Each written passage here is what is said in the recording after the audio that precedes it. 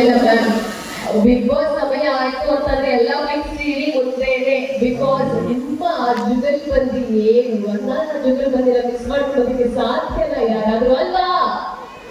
S yes ma'am, please please continue. ಬಹುಶಃ ನಾನು ಇಲ್ಲಿ ಎಲ್ರಿಗೂ ಒಂದು ಸುಳ್ಳು ಹೇಳಿದ್ರೆ ಯಾರು ನಂಬಲ್ಲ. ನಾನು ತುಂಬಾ ಸೈಲೆಂಟ್ ಅಂತ ಯಾರಾದ್ರೂ ನಂಬ್ತೀರಾ? ಅವ್ರಿಗೊಂದು ಡೈಲಾಗ್ ಹೋಗ್ತಾರದು ಚಾನ್ಸೇ ಇಲ್ಲ ಅಂತ.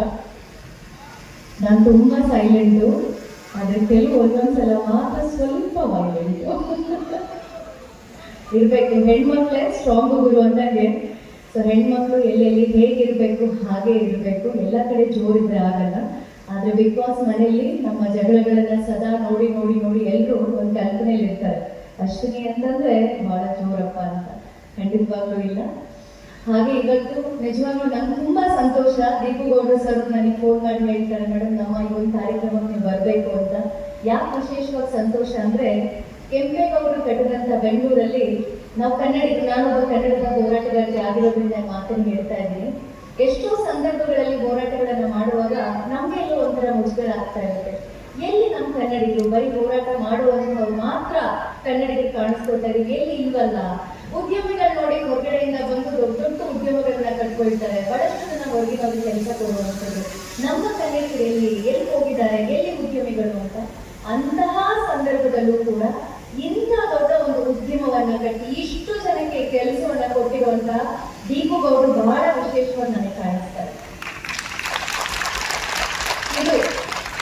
ಇದು ನಮ್ಮ ಕನ್ನಡಿಗರ ತಾಕತ್ತು. ನಿಜವಾಗ್ಲೂ ತುಂಬಾ ಸಂತೋಷ. ಅದರಲ್ಲೂ ಇವತ್ತು ಡಾಕ್ಟರ್ ರಾಜ್ಕುಮಾರ್ ಅವರನ್ನ ಸ್ಮರಿಸ್ತಾ ಈ ಒಂದು ಕಾರ್ಯಕ್ರಮವನ್ನ ಪ್ರಾರಂಭ ಮಾಡಿ ತುಂಬಾನೇ ಸಂತೋಷ. ಅದರಲ್ಲೂ ಕೂಡ ಹೇಳ್ತಾ ಇದ್ದು, ನಾವು ಯಾವಾಗಲೂ ಒಂದು ವಾಕ್ಯ ಹೇಳ್ತೀವಿ, ನಮ್ಮ ಜೀವನದಲ್ಲಿ ಮುಂದೆ ಗುರಿ ಇರಬೇಕು, ನಮ್ಮ ಹಿಂದೆ ಗುರು ಇರಬೇಕು ಅಂತ ಹೇಳಿ ಪರಮ ಪೂಜ್ಯ ಗುರುಗಳನ್ನ ಕರೆಸಿ ಅವರ ಆಶೀರ್ವಾದವನ್ನ ಪಡೆದುಕೊಂಡು ಇವತ್ತು ನಿಮ್ಮೆಲ್ಲರಿಗೂ ಅವರ ಆಶೀರ್ವಾದ ಇರಲಿ ಅಂತ ಹೇಳಿ ಈ ವೇದಿಕೆಯಲ್ಲಿ ಅವರೆಲ್ಲರ ಆಶೀರ್ವಾದವನ್ನ ಪಡ್ಕೊಂಡು ಕಾರ್ಯಕ್ರಮ ಮಾಡ್ತಾ ಇರುವಂಥದ್ದು.